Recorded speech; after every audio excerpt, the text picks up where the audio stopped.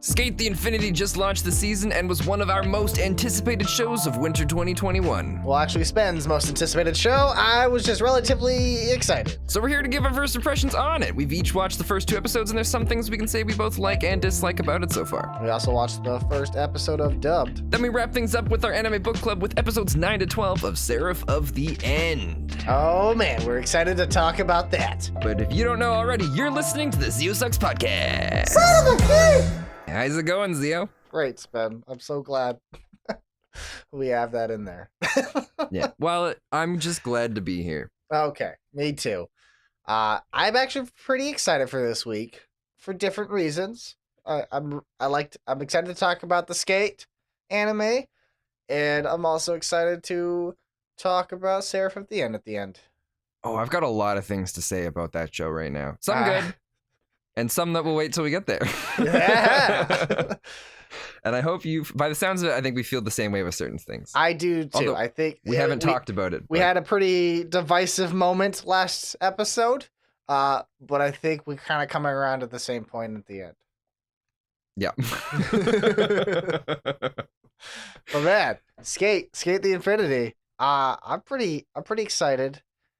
Yeah, quickly just to mention, like always, I think we should start off the beginning with as spoiler-free as possible, just in case someone stops by because they're wanting to get first impressions of what we think about it, without us giving away any major plot points, which this show's going to be a lot easier to do than the last one. Yeah, and if you're joining us for the first time, our spoiler-free talk usually lasts about a minute and a half, and then we're like, let's just talk about spoilers. Yeah, pretty much. But at least we try to give a good idea, give you the synopsis, and kind of go from there. Okay, Spence, so what's this anime about? Okay, so the synopsis of Sk8 The Infinity. So, Reki, a high school sophomore and skater, is addicted to S, a highly secret and dangerous downhill skateboarding race that takes place in an abandoned mine. The skaters are especially wild about the beefs or heated battles that erupt in these races. Reki takes Langa, a transfer student returning to Japan after studying abroad, to the mine where the races are held. Langa, who has no skateboarding experience, finds himself pulled into the world of S. And they're all perverts. No, none of them are perverts. We don't know yet, Spen. The anime's not over. Well, all right, fine. And they're all possibly, but still probably not, but hopefully not perverts. All right, I can accept those terms.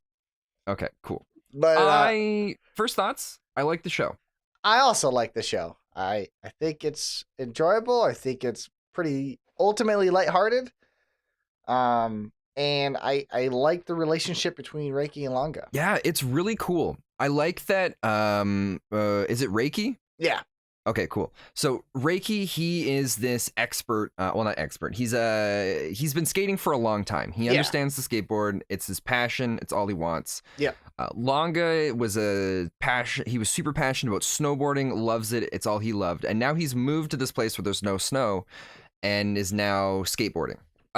We possibly broke the no spoiler thing, so just a heads up from here on out. Well, I think there's more to Langa than that. He's clearly going to be the emotional pull in the show, I think. I mean, he moved here with his mom because his dad's gone.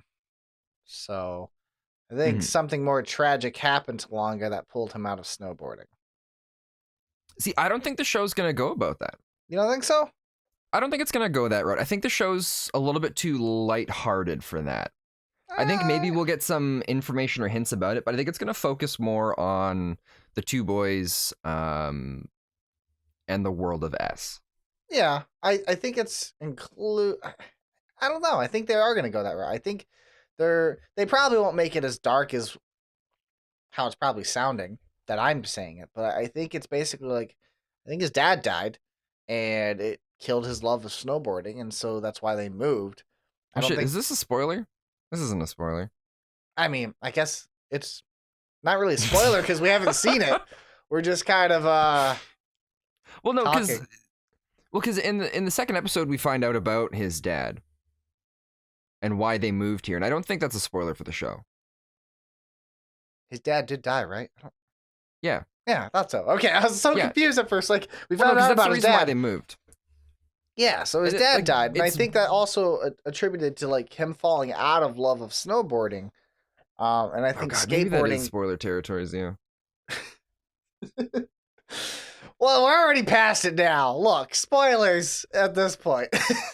Well, as soon as we finish saying the synopsis, I'll just edit in a part where I'm like, we possibly broke the no spoiler thing, so just a heads up from here on out. In fact, I'm just gonna take that audio spot, that clip, and I will just move it there. Perfect. Sounds great. No, I don't know. God, I feel like so bad at this. we are bad at it. We might as well Like just the stop last saying no podcast, spoilers. I had to cut out like 15 minutes. Where we were like, all right, no spoilers, and then we just immediately began to spoil things. I think that was your fault, though. You brought up the spoilers last week. Zia, we're in this together. All Okay, right? fine. This is a team effort. All right, yeah. So who cares anymore? Spoiler. Yeah. All right, we're in a spoiler-free. No more spoiler-free section. We're talking spoilers. I do think they're gonna bring that in because they obviously are hinting to a bunch of characters. There's got to be some kind of main antagonist in this type of scenario because it's a competitive environment. So with competitiveness, you have to have a antagonist, and the antagonist of the first episode's already been kind of beaten. So it seems like he might become almost like a begrudging buddy in the future. Is what I get the feeling for him. Okay, say that once more. A begrudging. No, that whole thought there. There has to be some sort of an antagonist for them. And okay, the first who episode, did you suggest is going to be the antagonist? this blue-haired guy they showed who was singing to the classical music. Okay, cool. All right, we're on the same page. Yeah, so I think he's gonna like bring up the past for Langa. And yeah, I mean, the way I kind of read Langa's body language and the way he talks about the past is he loves snowboarding, and then his dad died, and then he kind of lost his love for snowboarding, and I think skateboarding is bringing him back into that realm, that feeling. I don't want them to go that route at all. I want them to not worry about the death that happened before. Maybe bring it up, let him have like a little moment where he's just like, "Oh man, I feel better now." Oh, I don't want character growth at all in my anime. Well, I don't know. I hope it doesn't. I don't know. I just don't want them to go that direction. If they go that direction, I'm worried something would happen where it's just like, oh, we moved back here because actually your dad used to live here, and oh, he's connected to the world of skate, so you're actually like a natural skateboarder because your dad was that, and then he quit. I never said it had to do that. And then I just feel like going a dark, dangerous route if it does that. I'm just saying, I mean, the reason they moved, they had to have a reason for move. The dad died, right? And then after the dad died, he lost his love for snowboarding. And I think Reki is his friend that brings him back into like a passion, a love, and that's skateboarding. I think that's the direction they're going. I don't think the dad's going to be connected to S in any way. He better not. Yeah, I don't know where you got that thought from. That was never my thought process. Yeah, if they do that, they're going like they better not X-arm this. Like it would just crush me inside. Oh, that would be terrible if they X-arm. Anyways, I don't think that's the case. I agree it's mostly going to stay lighthearted, but I do think it's going to have some of those light dramatic elements to it. I hope not. I don't want that in this one. I just want to feel good watching this show. Ultimately, I think that's what we will have. It's mostly just a feel-good show. But because they introduced that competitive world, that's just what I think in my head. Anyways, yeah, I want to talk about... Well, I just want to quickly say, it wouldn't be the podcast if we didn't put a bet on it. I'm going to throw down that the dad's death is a very minor part, and we very rarely ever see anything about it in the show. I think it's going to get a dedicated episode. Oh, shit, you might be right. I hope not. So what's the bets, Ben? I don't know. What do we want to bet? We've bet a few things that are long-term bets. That's true. This one has to be more short. Well, I mean, we can't really make it this is short-term. going to be... we're not going to know right away. It's going to be like another month. Everything's long-term for us. Shoot, we need someone that just writes these down for us so we can just say this stuff and not worry about it. We need a new fact checker. I forgot what the other bets are. Did we hire a new fact checker? I don't know anymore. Man, we need a new fact checker to keep track of all the facts we make, and for one, to keep track of all these bets we make. Yeah, so, Sigma, as my assistant, please go and find out what all the bets are that we've made and record them for us, and then find out if we hired a fact checker, and if not, start the hiring process for one, and then send us 3 of the best applicants for it by next Friday, Perfect. I like it. which would be we'll give you a little bit extra time. We're gonna go the 28th. That's a Saturday, so we want it by the 20th. All right. Get on it, Sixsistent. Sixsistent. That sounds so dumb. But anyways, I love the music for the show. I think the music is awesome. I love the opener and I love the outro. I think it's fun, exciting, and I think it really shows the fun of the characters ultimately. Like the beginning of the intro, I always watch it. I've realized, like, even though I've only watched a few episodes, I've watched it where they get on the skateboard, he does a little dance, and then Langa does a little dance. I just enjoyed seeing them have fun. Because, again, I'm with you. I want this to just be a lighthearted anime. Yeah, it's really cool because the intro, I don't think it gives away anything about the show. It just kind of gets you excited and kind of hyped up for it. Yeah. I mean, I feel like all intros spoil the show to some degree. And this one, it spoils it with the characters. It kind of gives you a feeling for all the characters and who they are. A lot of the characters quickly come in. They do quickly come in. Yeah, no, it's not that much of a spoiler, but I think still all intros do that. But that's just standard of anime. What do you think of the characters? How do you feel about Reki? I really like the characters. Okay. I found at the very beginning I wasn't sure if I was gonna like him. Mm-hmm. But quickly I kind of got past that, and just I like the direction that they went with him with just like the board, the working with the boards. Yeah.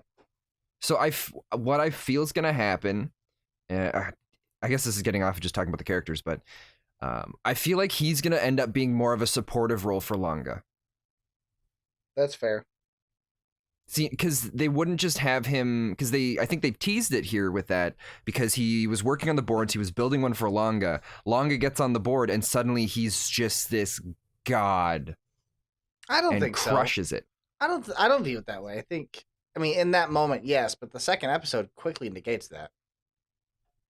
Well, kind of. No, it does. I mean, he learns faster, but it still quickly negates. And I don't think Riki's going to be like a supporting character. I think that's kind of what they're pushing, but I do think he's going to take a more prominent role later, because Langa's backstory is what's carrying him now, and then Reki, I think, is going to have a different one where, like, why skateboarding is his life.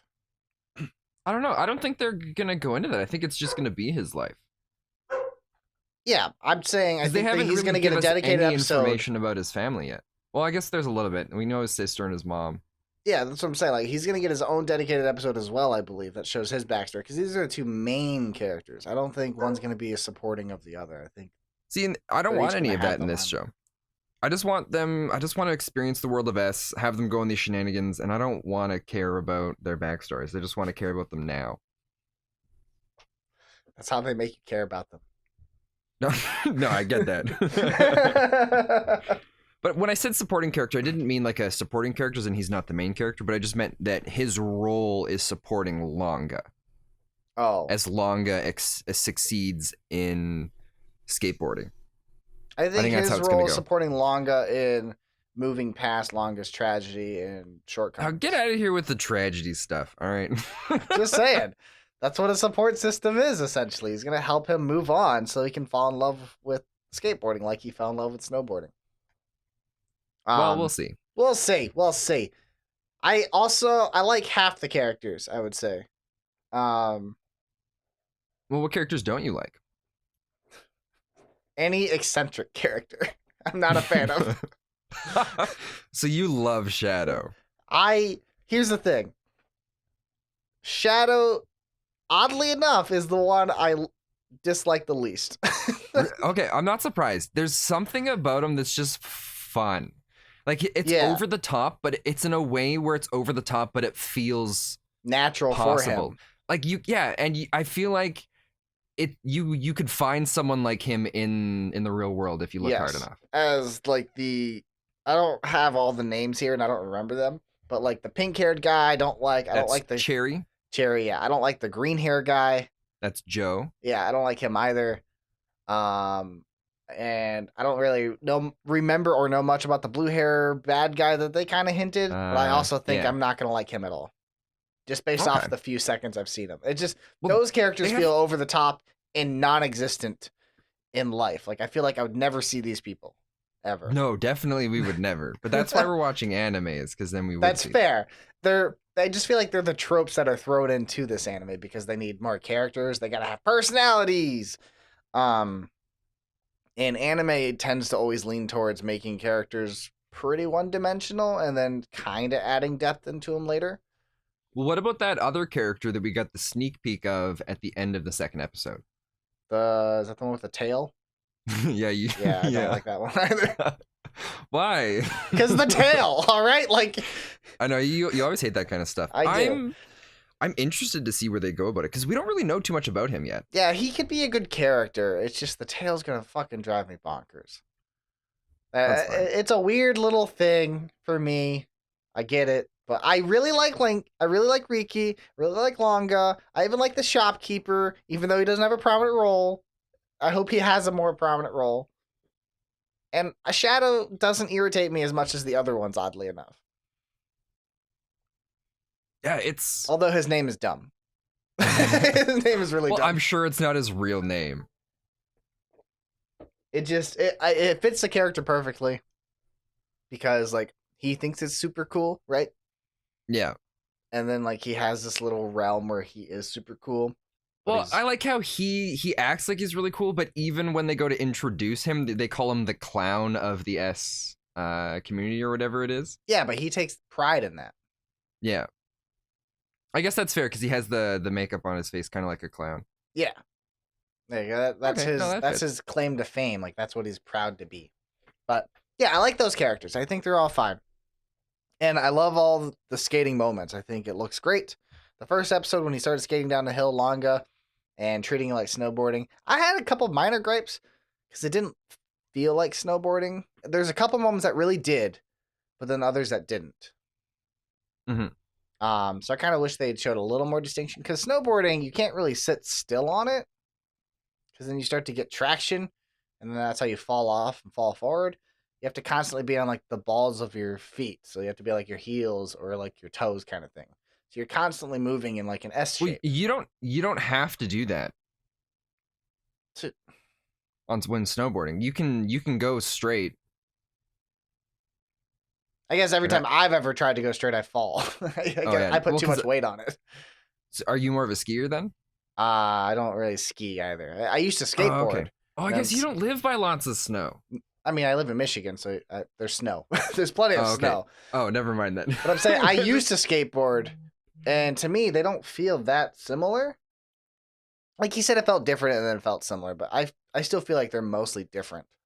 Mm-hmm. Well, because I've snowboarded a lot, and okay, I found I've only snowboarded like twice in my life. Oh, okay, yeah, I've snowboarded for years. I'm not fantastic or anything like that. I can go off basic jumps and then fall on the ground. Nice. But I'm comfortable going down like some of the more difficult runs on like mountains and stuff. And okay. Watching him kind of go through the stuff, like I didn't definitely there's moments where it doesn't maybe look like snowboarding, but I felt everything was believable for Anytime he turned and stuff, I felt like he was snowboarding.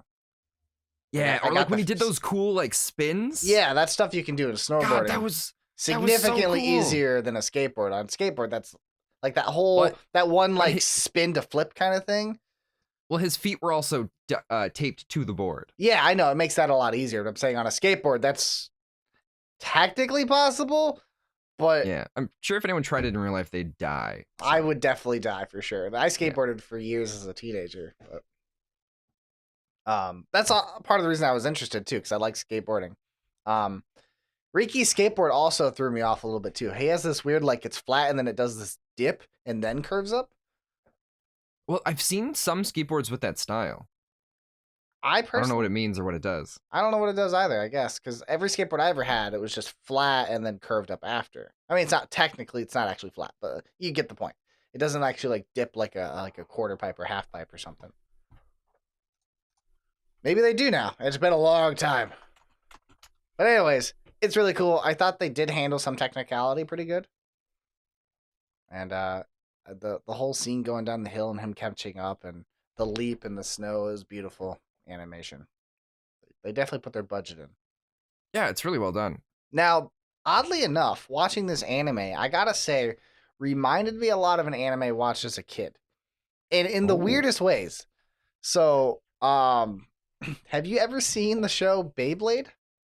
Yes. Re- Yeah, I watched that growing up. For some reason, watching this, I kept getting like Beyblade feelings. Oh, really? Yeah, I That's don't know weird. why. It's not the same at all. Like they're completely different animes. But like Reki remind me a lot of Tai from Beyblade. Like his personality, his see- character, his love for the craft, and I guess maybe it's because it's a competitive scenario that they're in. That's a weird comparison. Yeah, I never I- even thought of that, and I still don't make that connection. I don't know. For some reason, when I look at Reki, I think of Tai. Like his personality, his feeling. Was Ty's hair red? No. Yeah. There's like I don't no know. similarities The to the only- characters other than like their love for this a very specific type of craft. Oh, you're gonna like this. I looked up skateboards with a dip in it, and I just got a bunch of videos on how to customize your skateboard with hydro dipping, where it's like you dip it in paint. Oh, that's cool. Yeah. Yeah. That's all I got pretty for you. Yeah. Anyways, for some reason I got a lot of Beyblade feelings out of this. And because Yeah, of that's that, interesting. I'm going to slightly transition to the dub. I'm not the biggest fan of Ricky's American voice actor. I'm more okay with it by the end of the first episode, but when I first thought, for some reason I pictured Ty's voice like the entire time.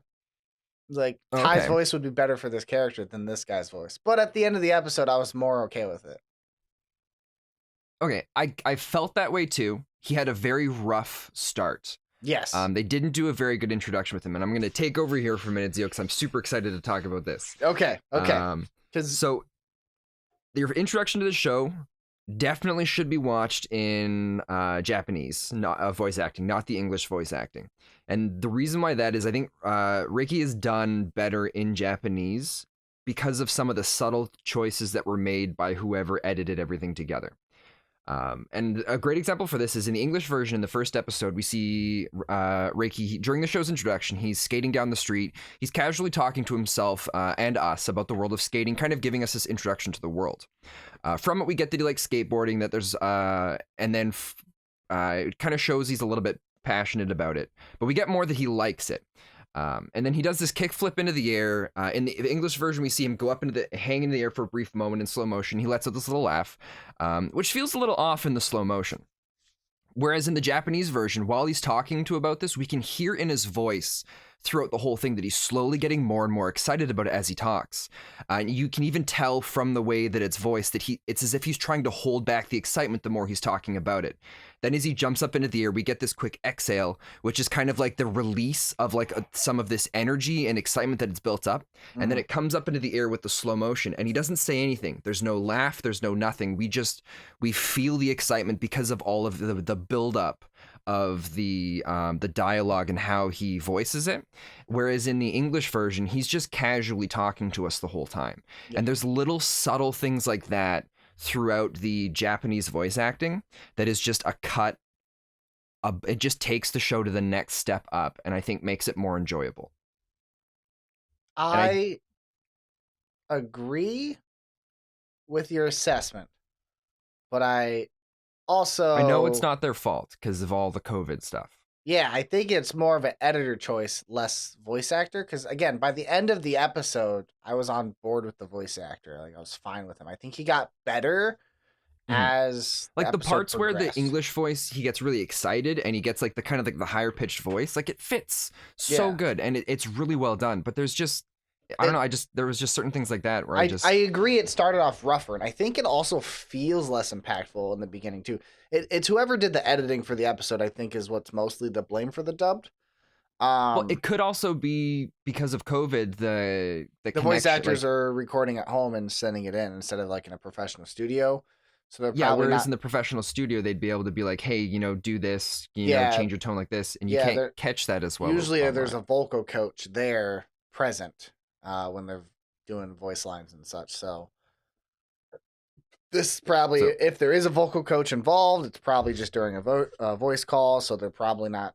I don't know. It definitely, there's definitely more of a disconnect that isn't there, that wouldn't be there in a normal present situation. yeah, same with the quality of the audio. And again, I I know felt like it's the not their sound fault. effects and everything were less on the dubbed as well. Mhm. I tried to rewatch bits and pieces of the first episode and sub again just to kind of do a comparison's sake, because I did feel the first episode was different. Um, but overall, I still enjoyed the dub more. I felt like I latched on to parts of the story better with the dub than I did the sub. Well, see, I didn't. There was some parts that I don't know. I didn't like it. There was also a thing where they changed some of the lines in ways that I didn't really like in the English versus So, like what we saw for the subtitles in Japanese. do And you have it was anything just specific that you didn't like? Because I don't yeah. remember any So changes. Like, well, I felt because like I only picked up on this because I started watching. I'd watch like a minute of the one show in the one, and then in the other one because I couldn't. I knew there was something I didn't like about the English one, but I couldn't figure it out. And one of the things I picked up. So one of Langa's first lines in English is, "It's just weird not to see snow everywhere," whereas in Japanese, it's "there isn't really any snow here," and so I even like subtle differences in lines I think really changes the whole perspective from it. Whereas in English, he says it's just weird not to see snow everywhere. So he's just saying it's weird not to be there. He's definitely got the same tone in it, but when you say change lines to there isn't really any snow here, there's more of a disappointment coming from it in the dialogue. And I feel there's a lot of moments like that. I know they have to change things because to get like the lip flaps to fit. Otherwise, things aren't going to look natural, and I get that. But I feel like there's a lot of subtle things like that are missed. Kind of like how in that moment with Langa in the car, he's got his hand or his chin is resting on his hand when he's saying some of his lines. And in the Japanese version, we get some of the subtleties with that. But with the English, it doesn't really feel like, it feels more like he's just leaning back and exhausted when he's saying his lines. So it feels off. Again, it's not their fault. COVID's made things difficult. But I couldn't get into it as much as I did with the Japanese. See, I didn't catch that. I didn't catch any of that difference there, in my opinion. I still Well, felt. because I was telling you before that I'm sure if you watch the English first, you won't, and you'll be fine. It'll be a great show. Yeah. But I mean, I did watch the dub first. I mean, I watched the sub first as well, and then watched the dub today. So I kind of went back and watched a little bit of the sub. The biggest differences for me is mostly the sound design feels more muted in the dub, okay. but I still think a lot of the inflection was pretty good. It was pretty spot on. The voice actor for Langa in American, I was on board with right away. He was almost exactly what I expected. Shadow Yes. was pretty much what I expected as well. Shadow I found was better in the English. I love his voice in English better than in Japanese. I agree. I like his voice better. Reki, again, was the only challenge. In the beginning, it was hard for me. And I think it's because I had a different expectation. But the way you described the excitement in the first bit, that would make perfect sense. Because I feel like he definitely became a lot more animated and have a lot more personality in his voice towards the end of the episode rather than the beginning of it. Yeah, So, I 100% agree with you. I agree with that. But in the end, like I said, by the latter half of the episode, I honestly completely forgot. And I was just more immersed in the episode. I enjoyed the first episode significantly more than I did in subbed. I was more engaged into the story. And that boils down to just the preference we've always had. Like, I've always preferred dub just because I can then focus on more of the animation style and all the other stuff, as opposed with sub, I have to read and try to look back up. And sometimes those lines go by really fast. And I like to just kind of absorb and sit there and not have to focus on trying to find out what the story is being read to me. Oh, okay. No, It's a weird feeling because I don't have an issue reading it. I like reading to be separate from my movies. I don't like to read my movies. I like to watch my movies. I like to read books. It's a very weird thing for me, but I'm excited to go back from what you were saying about the sound design and re-listen to that because I didn't notice any of that. I see. That's what stuck out to me the most. The sound design felt more muted, and I thought at first maybe I'm just crazy, But then when I went back to the sub, I just felt like everything popped just a little more in the sub. So I'm not sure. Okay. Either way, There, I think both first episodes are really good. the one part I would love to talk about quickly from the first episode, and it's what sold me on the show, Okay. was the end. The end, yes. When Shadow throws his stuff in the air and it starts to like sparkle and create lights, and then he's up in the air, flipping around, and all of these characters are just like, "Whoa, look at this!" And then we see the blue-haired guy. Or did we see? Was it? Maybe we didn't see who it was. I'm assuming it's the blue-haired guy. You didn't see who it was. You just see a smile, I think. Yeah, like this guy's behind this glass and he steps forward. And you can see just this look where he's just like as if he's found what he's been looking for, and it was a beautiful moment. Sky. Yeah, it was so well done. I loved it. It was really good. I did enjoy the end as well, and then I watched the second episode mostly due to obligation. But then while I didn't enjoy the second episode as much as the first, I enjoyed the moment where they're training a lot. Okay, yep. So that training montage they did together of him trying to learn how to ollie and everything, I really enjoyed everything that was Reki and Langa. Mm-hmm. The other really stuff, cool pair. The other stuff they showed, I didn't care about. I didn't care about the other characters, their stories, their personalities. None of that fascinated me. But I'm curious if I watch the dub next week, if that will change my mind. Yeah, it's gonna be neat to. This is gonna be one of the few shows that I want to watch English and like every episode that comes out to compare it with the dub. Yeah, I'll probably watch another episode or two in the sub and then do a comparison myself and then decide to finish it in one or the other. I wonder, because I really enjoyed the montage like you were talking about the second episode, and I wonder if that's because most of the stuff we see with Langa, he's very reserved and kind of like pulled back, but that's one of the first moments where we see him kind of come out of his shell. Yeah. And you only ever see those moments between when it's just kind of him and Reki. Right. Yeah, when it's just him and Reki and then them skateboarding and stuff. That's what I loved seeing in the show. Seeing the love for skateboarding being portrayed, I thought was really well done. I think when they focus on that part of it, it's really good. But because they can't just make a 12-episode anime about this, they have to add all those other characters and stuff in it. And personally, that's what bogs it down for me. But we'll see. We'll see how it goes, because obviously they're going to get into the S racing more significantly. Have you watched the other episodes? Yeah, I'm all the way up to episode 5. Okay, so tell me this. I think they're going to do more S racing, and I think it's going to follow that more competitive scene, and I think it's going to get more dramatic to a build-up. I'm afraid to say anything because it is very spoiler. I mean, I'm fine with it. All right. Well, if anybody is not fine with it, you're gonna want to skip ahead about 2 minutes as I quickly unload a bunch of information here.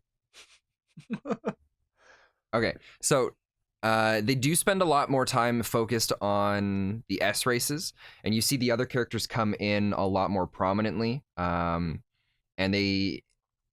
So we get to see a lot more of the other characters. You get to start to kind of enjoy them a lot. And I think they all become kind of more main. I think the goal by the end of the show, they're all going to be kind of the main characters working together. I think they're going to form like a team, an S-race team is what I get the feeling of.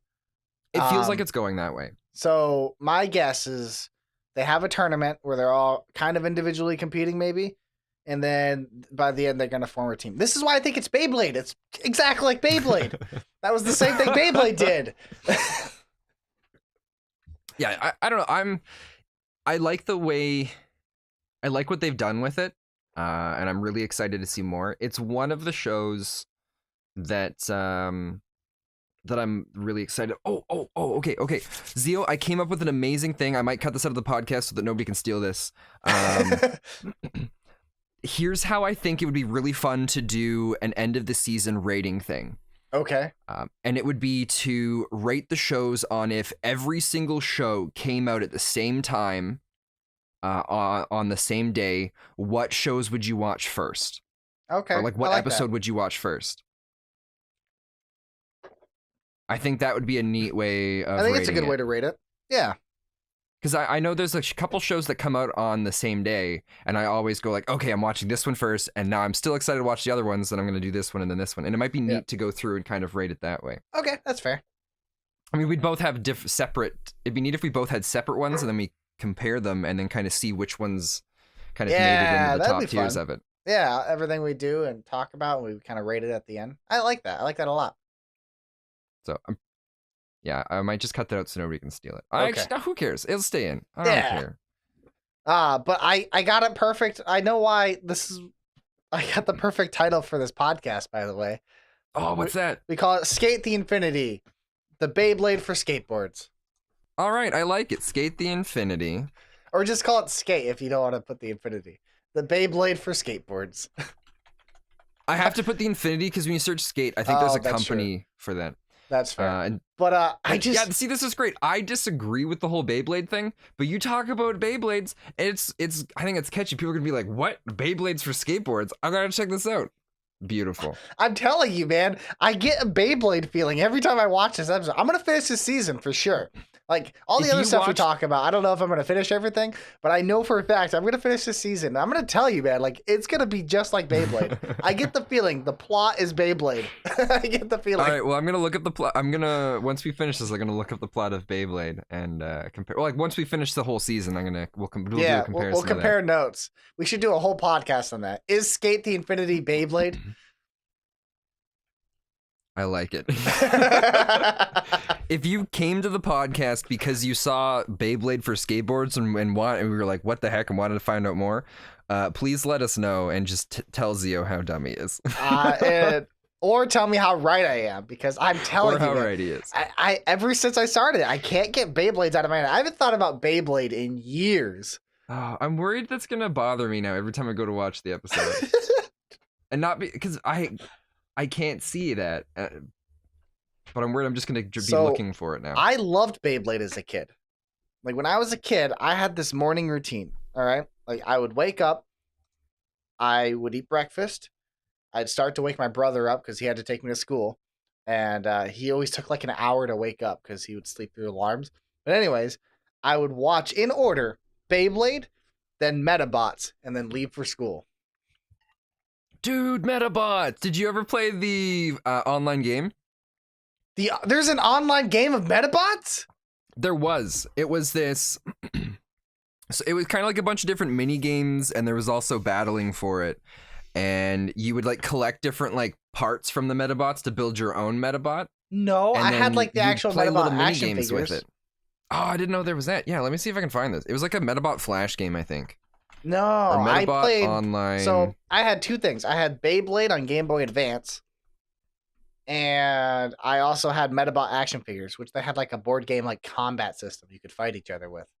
Oh, here it is. The official Facebook page for Metabots Online, the first free Metabots web browser-based MMORPG that provides a traditional Metabots gameplay style with a unique modern twist. What?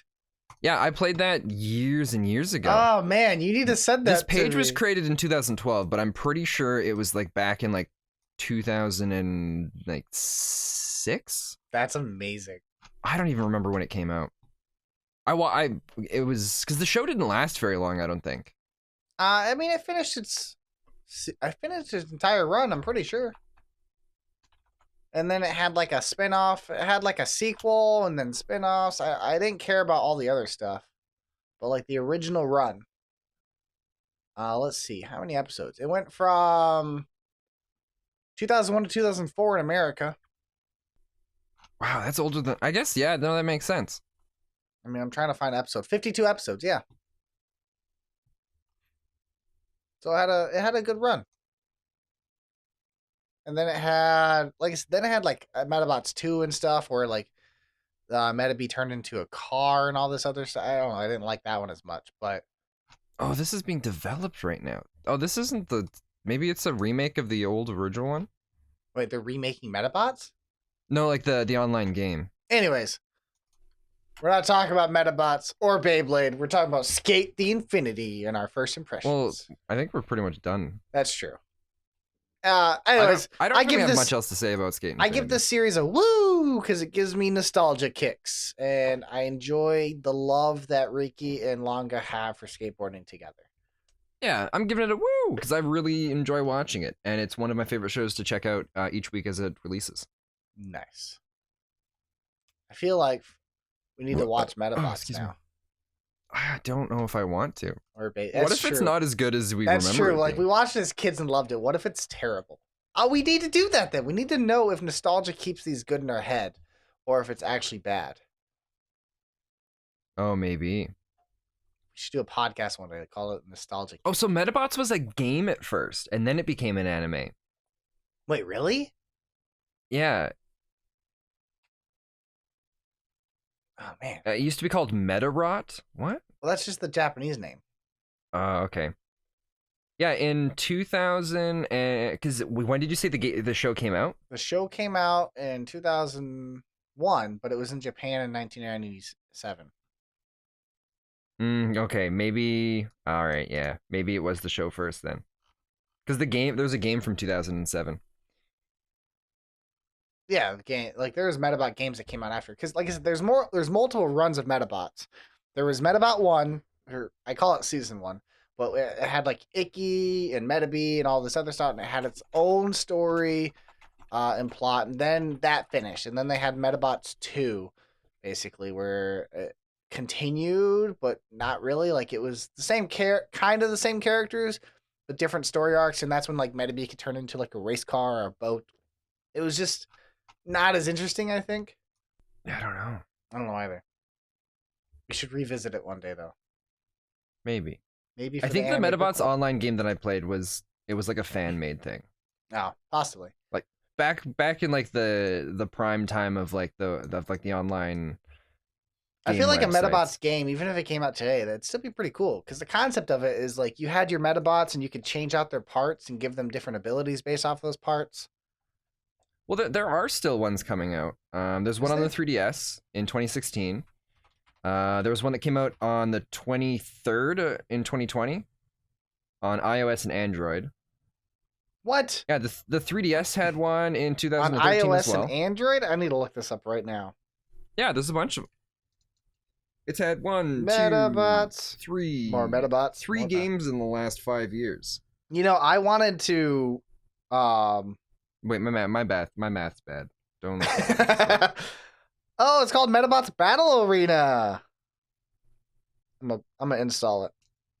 Anyways, I wanted to do an abridged version of Metabots when I first started. Like, my debate was, do I do something I loved like Beyblade or Metabots, or do I do like a regular anime like Cowboy Bebop? That's probably has more fans. I think you're happy with the direction you went with it. I am, but one day when I can make a bunch of abridged episodes at once, I want to do Metabots. Or at least I want to do a one-shot of Metabots. I think that'd be fun. A one shot. Yeah. Interesting. Anyways. When you say one shot, I wasn't really paying attention to what you said. Are you talking about like a D&D type thing? No, like a one-shot abridged episode. Okay. Yeah, no, all right.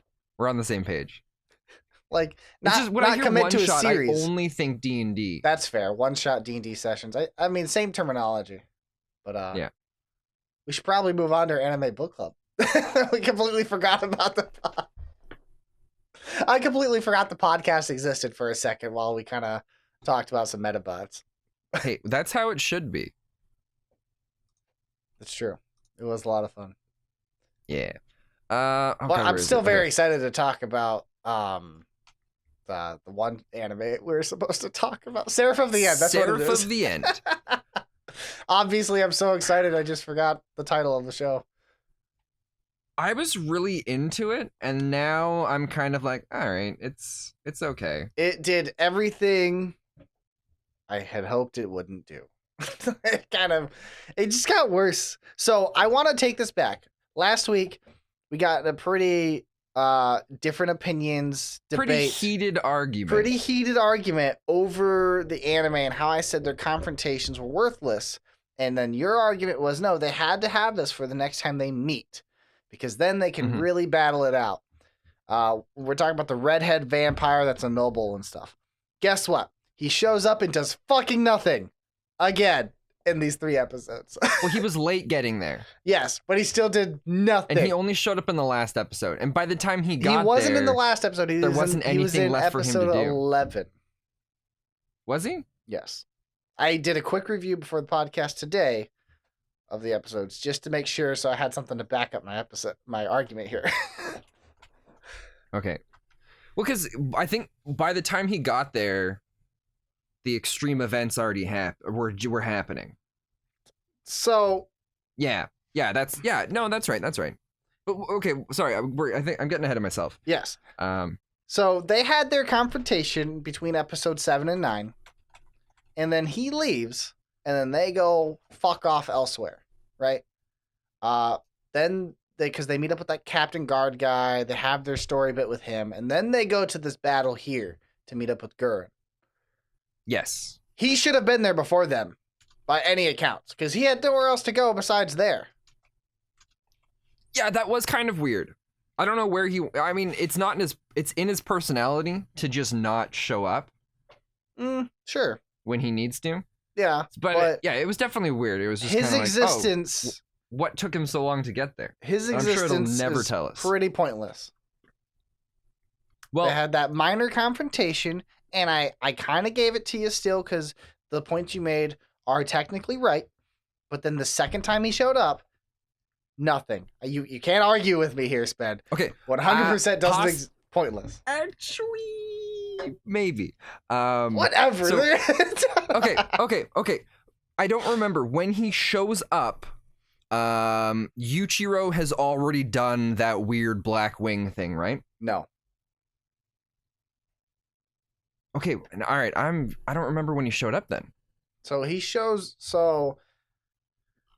episode 9 ends with Gurren about to face off with Mika, right? That's how it ends the episode. Then the next episode, they're not fighting. They're kind of just there. And other vampires show up, and then these guys show up. Mika they do kind of have a small fight. Mika and him fight a little bit. Mika's about to beat Gurren, and Yu shows up at the last minute, and he goes to yell at him, and he goes to fight. Yu shows up at the last minute, goes to fight Mika, finds out it's Mika. They realize each other, and they end the episode. Okay, well, we should go through it a little more episode by episode here. Okay. Well, I feel like episode 10 ultimately was just to bring the conflict together. They honestly could have skipped it, in my opinion. Episode 10 doesn't do a whole lot narratively. I mean, it shows minor fight. It sets up a lot of stuff with Mika. Yes, it's mostly about Mika. We get a little bit more in the back with him, or from the backstory with him, where he's got there. They have a little bit of the fight, showing off some of the characters from Gurren Squad, just very briefly. Very, very small. I was very disappointed with all of that. A lot of that episode is about the characters meeting back up. Exactly, which could have just happened in the first few minutes of an episode. Yeah, but it's more dramatic this way. It shows the 3 characters kind of tired and exhausted. They're not doing well. They're about to lose. And then the other 2 show up, and then they're all like, oh man, we're back together again. Yeah, no, I get it. I just, you say it's more dramatic, but it didn't do a good job being dramatic. It, like, the other 4 characters, like, this is Gurren's squad, right? He's supposed to be insanely powerful, and it's his personal squad.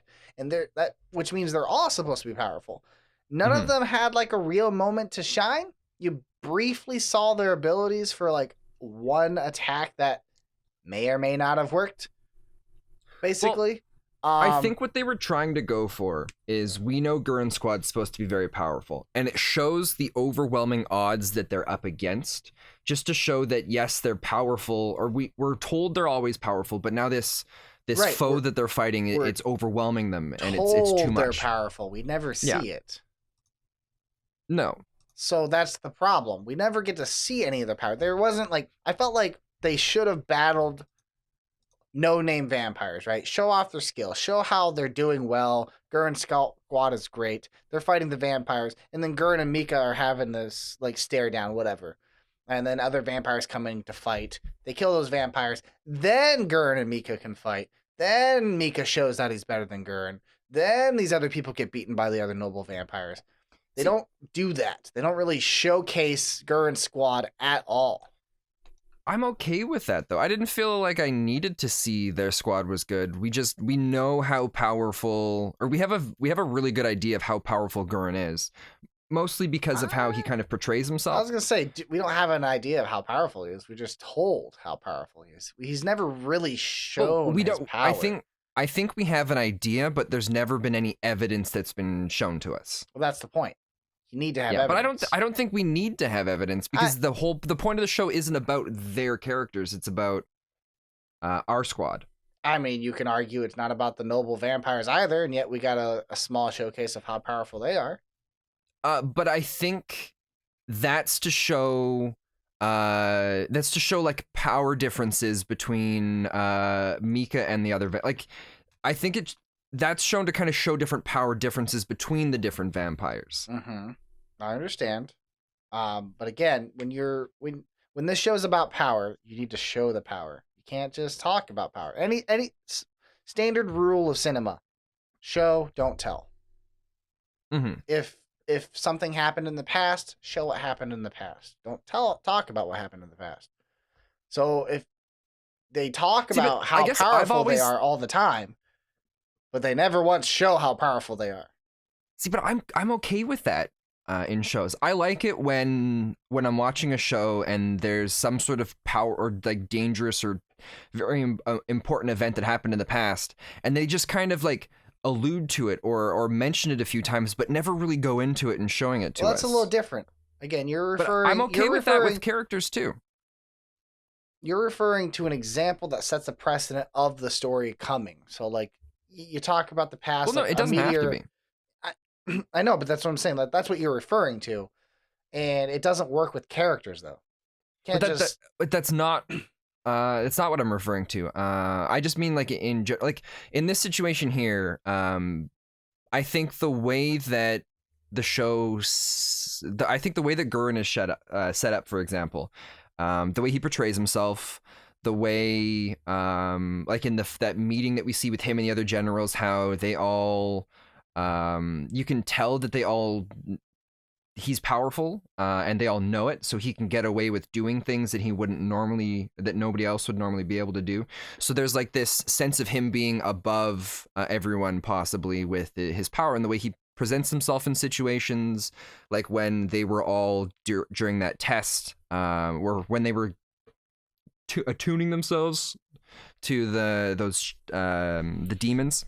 Mm-hmm. The way he presents himself in there, where everyone's panicking, they're getting in this tough fight, and he's still standing there, and the only concern and worry that he has is not about how powerful it is, but about, am I going to have to kill, or the only worry or concern is about killing the guy. So I think through all of those different moments, we know Gurren's powerful. And then, in this moment when when he's got a powerful squad, I'm just like, okay, cool. They've shown he's powerful. He says the squad's powerful. I'm cool with that. They're powerful. And then they go to these other moments. I'm okay with that. They've never shown he's powerful. They've portrayed his cockiness. That's it. They've never shown his powerful. But I feel they've portrayed him as powerful. I disagree, and I think that's bad writing. So essentially, we made initial comparisons to Full Metal Alchemist when we first started this show. Yeah. Gurren is basically, what's the general's name in Full Metal Alchemist? I can't remember. I don't remember. I'm gonna look it up real quick because there's a lot of people in Full Metal Alchemist. Roy Mustang. Yeah. Gurren. We made a lot of comparisons between Gurren and Roy Mustang. In Full Metal Alchemist, Roy Mustang is also known as a very powerful alchemist. But guess what? He shows off his power. He has moments where he gets to show off how powerful he is. He shows how above everyone he is because of the control he has and everything else. And you even get a moment where he unleashes and gets to see everything. We're halfway through this season, and we have not seen a single thing come out of Gurren. But yet, everybody talks about it. And this is the moment he has to show off. He even talks about taking pills and like, no, don't do it. It's too much. And nothing happens. So he takes the pills, and then like you don't even get to see him fight back slightly. Mm-hmm. It's just he loses pretty much immediately. And the best action scene he has is when he punches you in the face. See, and I was okay with that because I found with all the stuff before, it just showed like, okay, this is a situation where these guys are just not powerful enough. And for me, I just found the situation, I felt it all just showed that how powerful the vampires were. That's how I felt with it. I didn't feel that way at all because again, this doesn't show. This anime doesn't showcase We're at power. the point here where we're just repeating the same thing back and forth to each other, and I don't think either of us are going to budge on this. I was going to move forward. Okay. I was saying it doesn't showcase power very well. These 3 episodes don't showcase like strength and variety of power well at all. So I agree with you on that. Because even after that, they move on. Yu gets there. They start to fight. And then the noble silver-haired vampire shows up. He just argues with Mika. So this is in episode 11 now. Correct. Now we move on to episode 11 because Yu and Mika first seeing each other is the end of episode 10.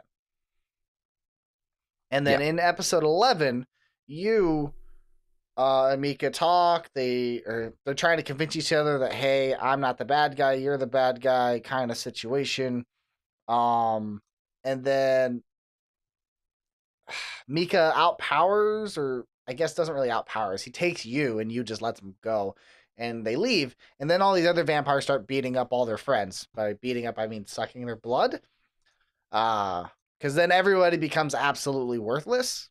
Nobody, there's not really much of a fight or a struggle. And I understand the nobles are much stronger, but they don't really show much of a struggle at all. Like, very little fight back. It's just, oh, hey, I'm leaving, and then everybody's getting blood sucked out of them. I don't think you're giving what happened there justice for how you're explaining it. I think you give too much justice for how you explain it.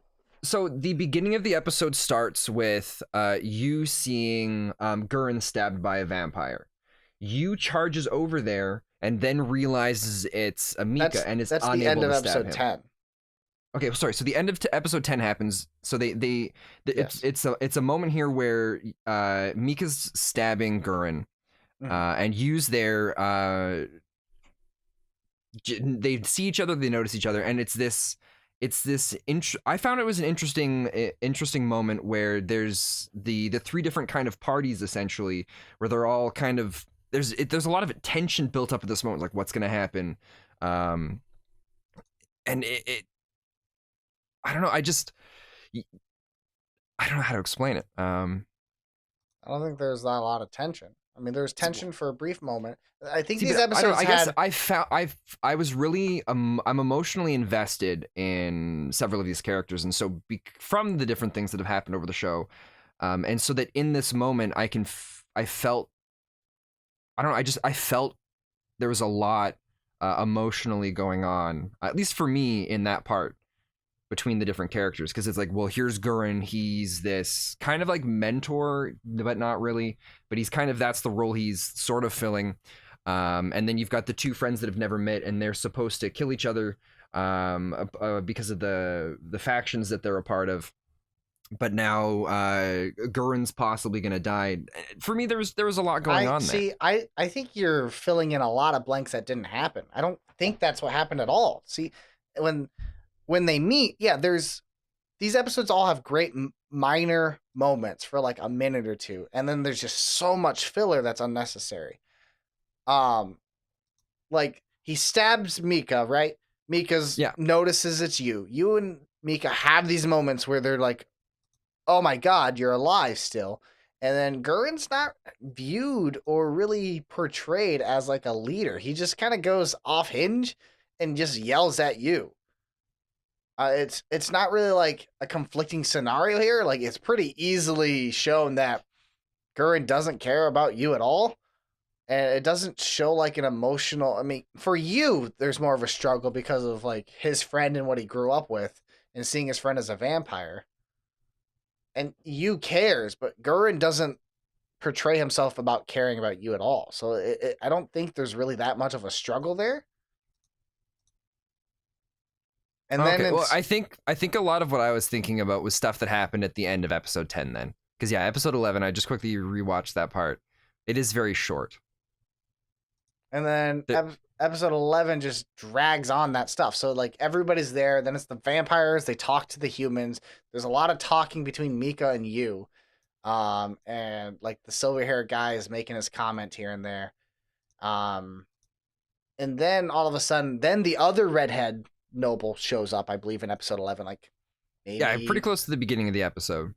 Yeah, like 5-6 episodes in, and he does nothing. They just talk a lot. There's a lot of talking. Then they have like showing everybody defeated basically, and then Mika just gets to do whatever he wants in front of the vampires and the humans. Nobody's interfering with anything here. Mika just goes up to you, and then he takes him. Keep in mind that Mika is kind of like he's like the chosen of the princess. He's the princess's special one. I understand, but so he does have a bit of immunity from everybody else from that. The vampires, not the humans. Like none of the humans try to do anything. Like this Mika guy's walking up to you, who's supposed to be a friend to all of these people, and nobody does anything to try to stop him. He just walks up to him, he picks you up, and then they leave.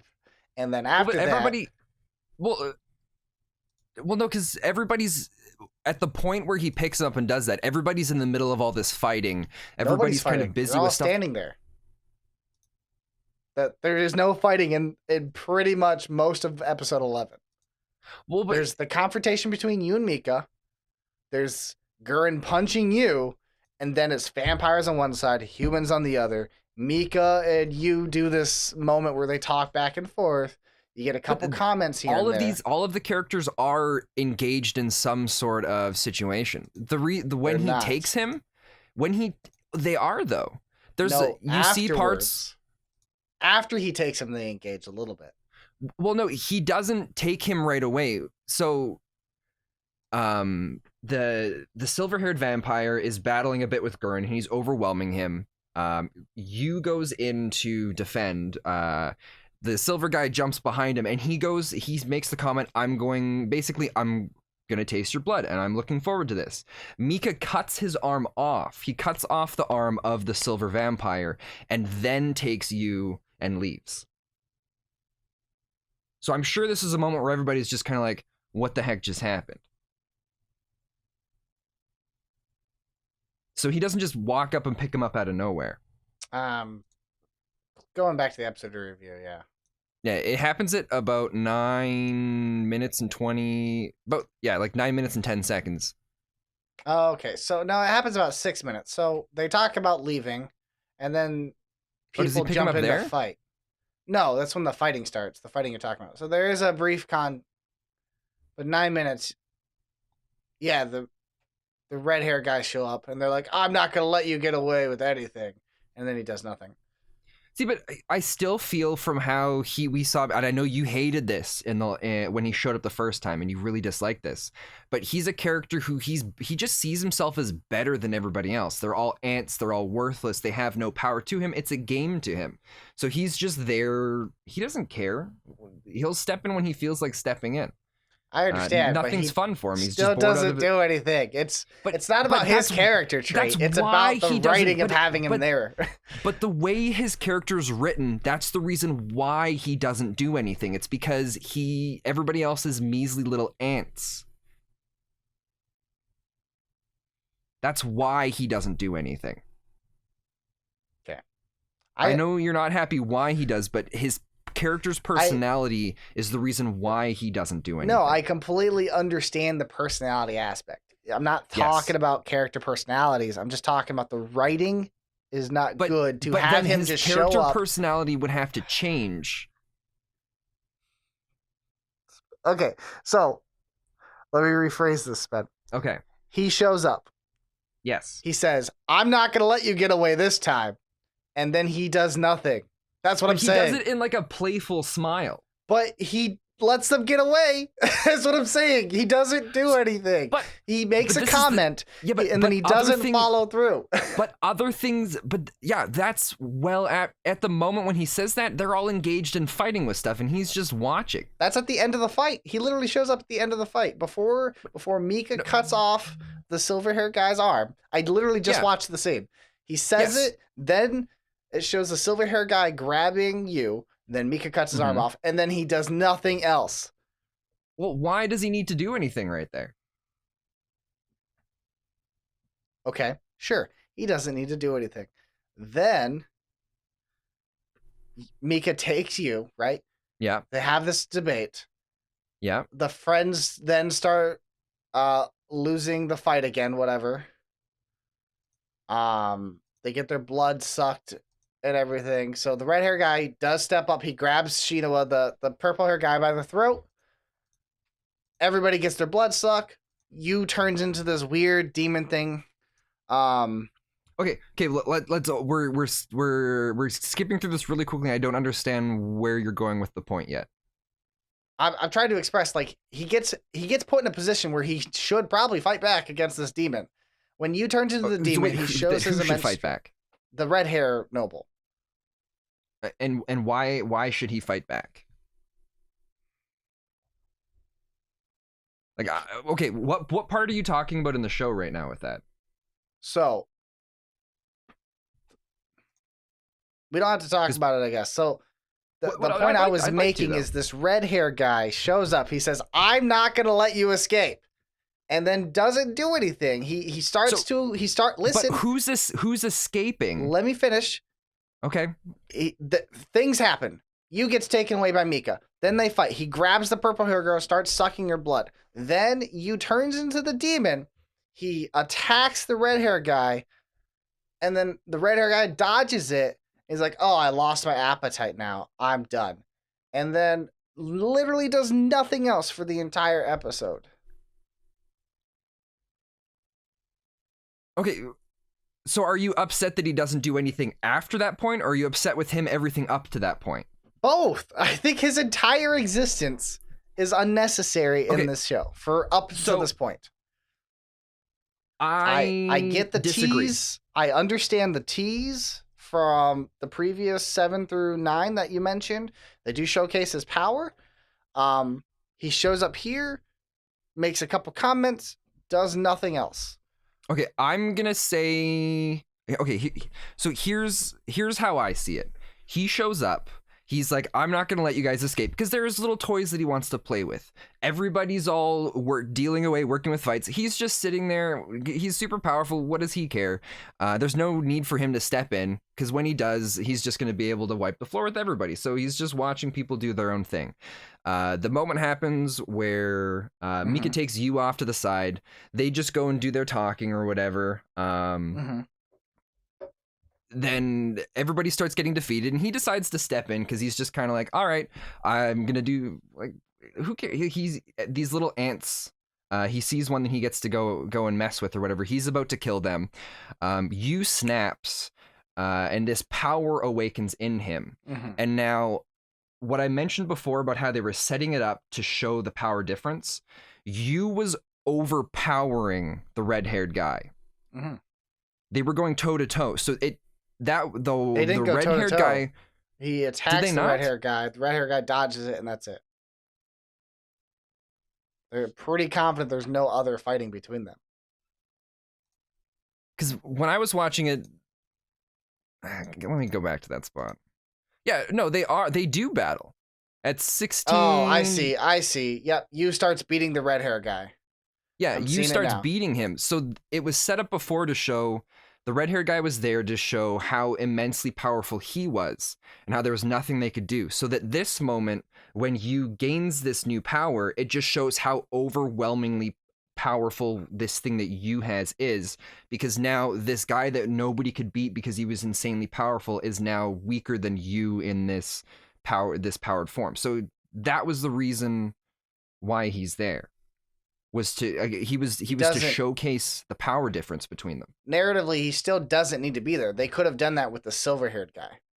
They could have. Because the silver-haired guy also I mean, doesn't fight. They could have, but I feel if they did that, then some of our perspective of the silver-haired guy would change. That we don't know the true power the silver-haired guy has. He may be more powerful than the red-haired guy.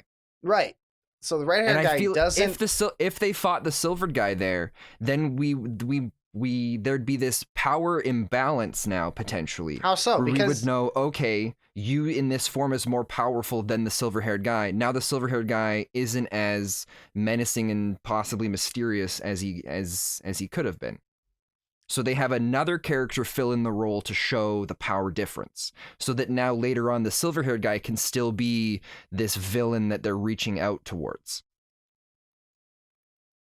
no, I still don't think that. I still that's think. What I think. I think the red-haired guy's existence is still pointless. Like you want your hatred for the silver-haired guy to be your primary focus. He's supposed to be the main villain, so they should use him for that. Well, he's supposed to be the main villain.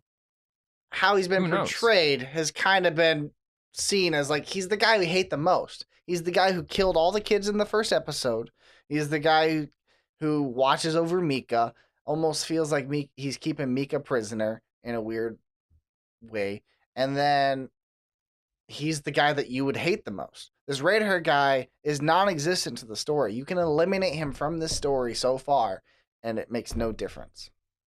Well, except for showing the new power changes. Even if you eliminate that, he provides no context to the narrative.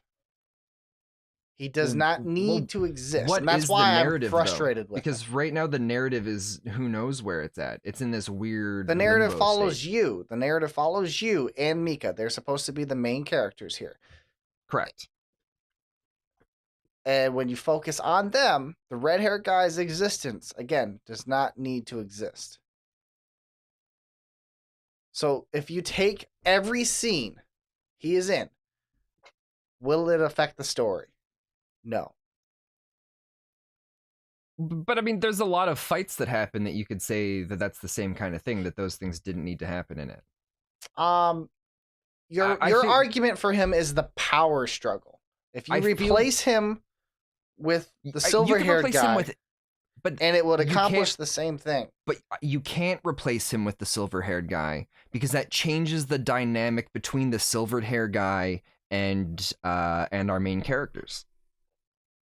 Right now, we don't know how truly powerful the silver-haired guy is.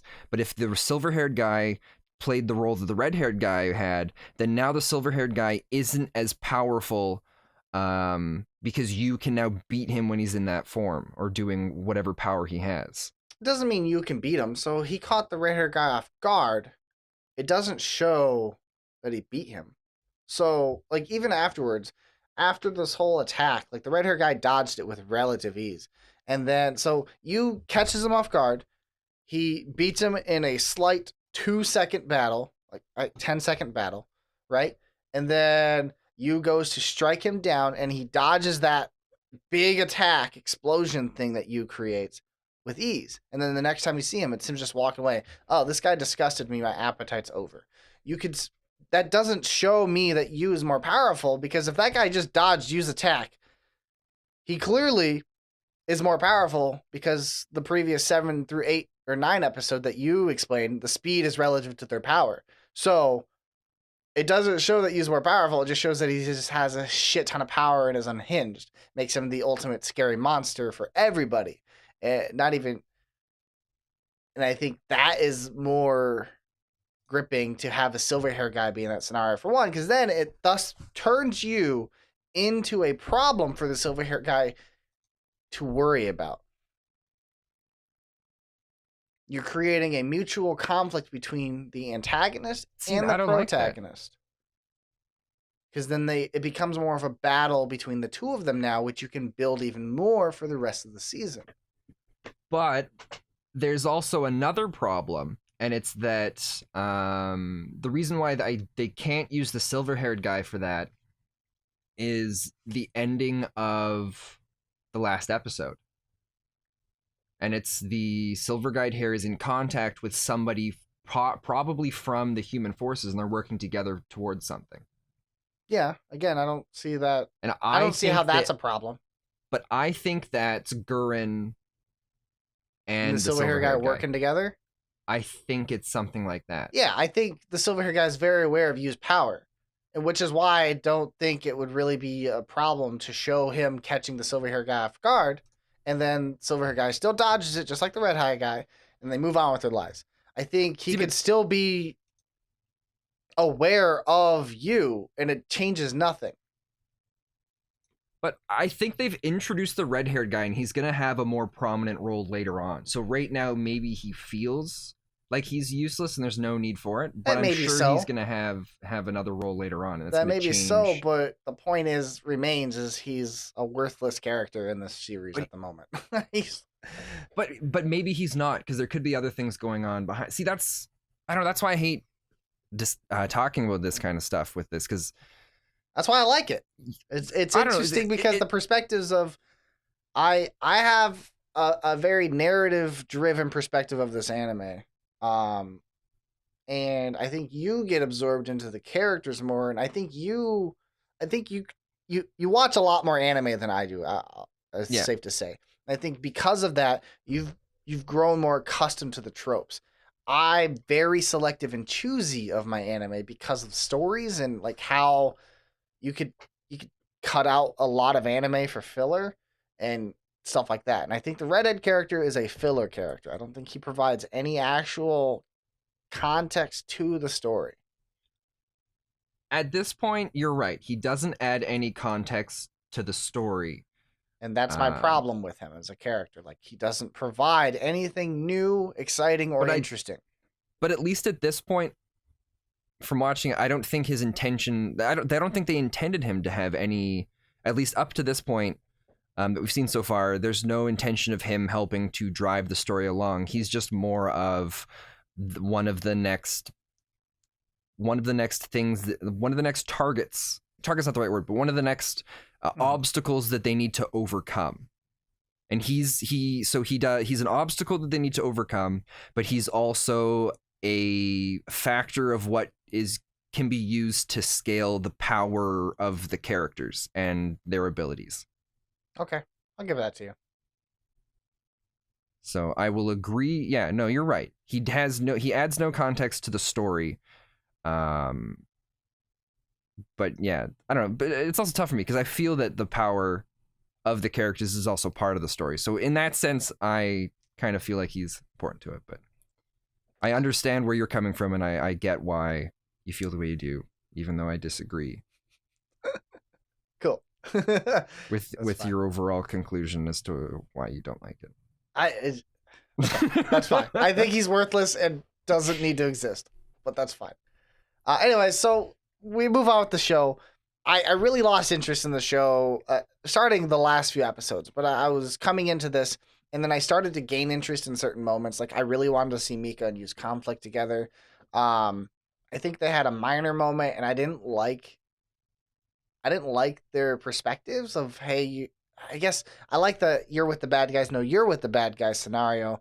I don't like how Mika's still loyal to the vampires. They don't really show why or anything. And then Mika pretty much just kind of like decisively made decisions for you because you became some sort of like helpless damsel at that point. Yeah. I don't know. I felt like that probably should have been a little more aggression towards the other party, if that makes sense. Yeah, I don't know. It's in a weird place right now because Michaela, it sounds like he's been, at least from our perspective, it's like he's been brainwashed. Right. So yeah, he doesn't like being a part of the vampires and he wants to be human, but now he hates the humans. Yeah, so I think that because there's not really any context given to us in this point in time, it just doesn't feel satisfying. Like, the meeting was very unsatisfying for me. Just because it seemed like a really big buildup, and then they just didn't do much with it. Because then I have some speculations. Okay. So I think because we heard early on, in like the very beginning of the show, there was something about you and Michaela. Something about them was changed. like I don't know, it was like it was not, they didn't use the word DNA, but it was something like there was parts about them that were changed, so they're not like normal humans anymore. Right. Yeah. You get that because you's been experimented on, apparently. Well, but And that was then something that was hinted at in like the first episode or two. was it? Before it was talked about in the experiments. I remember something about that with the two of them being changed or modified in some sort of way. I don't So remember that. So I feel that this, I don't know, I feel like the two of them being split apart from each other was always, there's some sort of mastermind plan going on in the background, and they were supposed to be split apart. But I feel like right now I think Michaela has been told and knows about everything going on with you right now. I think, or at I least don't think so. I think, well, because he's always like, they're using you. I know that I hate the humans, so I think Michaela knows about some of the stuff happening with Yuichiro, but I don't think that Michaela knows that he's also being used at the same time with whatever's going on. Okay. I really hope that's absolutely wrong, because I hate the fact that it's a part of a master plan. I like the only reason why why I think it might be that now is because of what happened at the end of episode 12, where we know that Farid, that's the silver-haired guy, he's working with somebody. He's in contact with somebody he's not supposed to be, which has to be a human. And the way that Farid and Gurren interact with each other when like they know each fighting? other. Yeah, that's fair. And because they're both overly cocky about certain things. I kind of thought a similar thing about Gurren and Farid working together. I fell into a similar boat when I saw that. Like, they might as well have just shown who the person was. I know that they're supposed to carry the mystery of like, ooh, who's the spy? But I think it'd be more interesting if they showed it and then they worked around like, how does he keep it a secret situation? See, I don't know. I really like it when shows do this kind of stuff and they keep secrets, and they never tell me what's going on with it, because I like to speculate about the stuff. I don't like it when the shows just give me information. I like shows that they keep the information from me and never end up finishing certain plot points. I don't know. It's weird. I not ones that are like important and crucial to the story, but like other things that maybe influence how the story is going. But we never get that definitive, like, this is why it happened or this is what happened. But it always kind of like hints in different directions. That's a little different. I wouldn't say. I feel like the show's gonna. I mean, it's definitely not like that how they're doing it here. But it could move in that direction, and then I might like it. I don't think I'm gonna like it anymore. I've really lost all enjoyment. I don't know. It's turning into just a classic shonen. Like, I don't think it's as original as it was when it first started. I agree. Yeah, it definitely, once the thing happened with you and his power, that's what instantly I was turned off from the show. I'm just like, I'm tired. I agree. Of this. I think the tired, like, oh no, the main character is the ultimate destruction weapon. I think that plot is just so overdone. Yeah. We briefly talked before we started this podcast, like, if this had happened 10 years ago, it probably would be a much better anime than what it is now. Just because at that point, 10 years ago, I don't think this has happened as much. But, and then episode 12 is mostly, again, kind of just like I don't want to say filler, because it does touch on like the main plot. Like, Gurren clearly has something hidden, because you find out now you was a test subject, and why is this purple-haired girl? Why was she the key to bring him back? That was kind of a random thing thrown out. Like, when he was going crazy in his demon mode, and only the humans were afraid of him, apparently.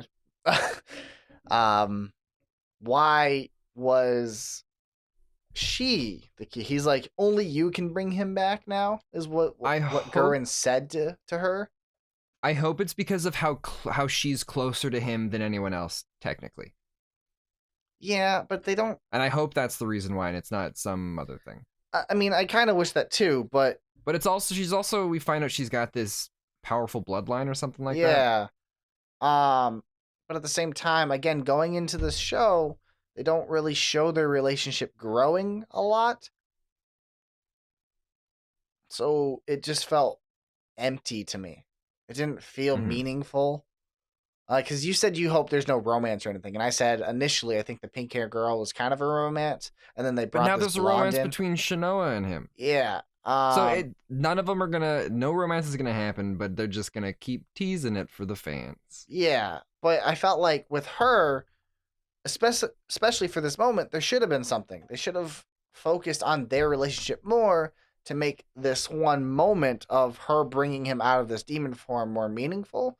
Because otherwise, she just hugs him and goes, "You come back to me," and then that's it. Like they don't have like flashbacks. They don't have like it making sense in his head or her voice penetrating his demon mind. It doesn't show anything. See, I'm okay with that. I think it's mostly because a lot of the times when it's done, it's just annoying, and I don't think it's been done very well very often. So it's better just to not. See, I think that's you just making like excuses for the fault of the writing. I don't know. It's an anime thing. I'm not making excuses. I'm just saying. Well, I've noticed Um, you're a lot more lenient than I am on a lot of these writing things because you. I think you tend to overanalyze what's going down, and you're filling a lot of the gaps there. And I don't think the show's portraying it well. Is my problem. I think you're understanding it because you've watched enough of these. You get it because you watch anime, and anime does this step, and then it does this step, and then it does this step. I think in a formula, you understand anime, but on a narrative level, I'm having issues with it because narratively, it doesn't express it.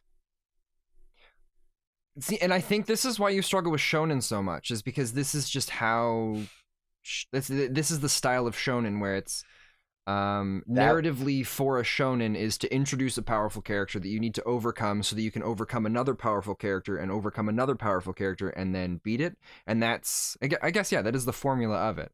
So it's a lot of shonens are about overcoming more powerful people. Yeah. And no, I get where you're coming from. I don't like how you said it. I'm sorry. I didn't mean to say it in a sense like where you don't understand anime or anything. I just no, you didn't say it in a bad way like that. I just didn't like. I don't like how easily laid out you put it.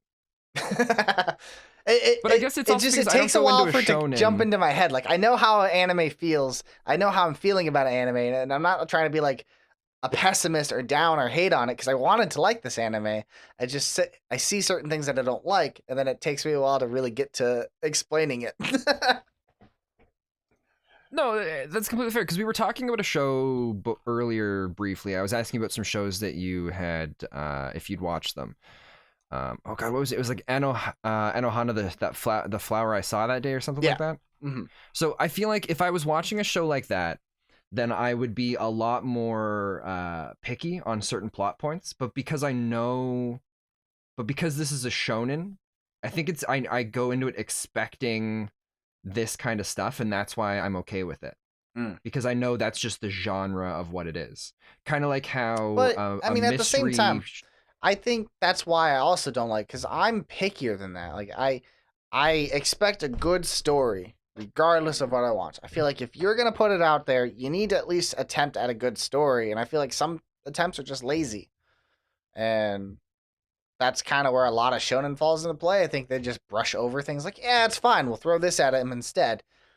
Well, it's kind of like, I think it's kind of like trying to compare an action movie to like a oh God, what's it, like a mystery. It's like trying to compare an action movie to a mystery movie, I think. No, I still you can disagree. There are some action movies that are done really, really well, and they have these beautiful stories that are laid into it perfectly. And when those happen, they succeed and they're fantastic. But because of it's the genre of an action movie, there's a lot of them where the point is just the action, and they'll have story kind of in there with it that keeps it going in a general direction, but it's more about overcoming the actions and the combat. Yeah, but even then, you still have a nice beat by beat that I feel like misses, and there's still good narrative action and bad narrative action. Mm-hmm.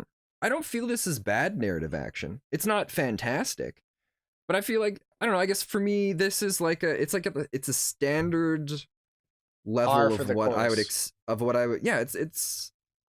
it's par for the course for how a shonen is.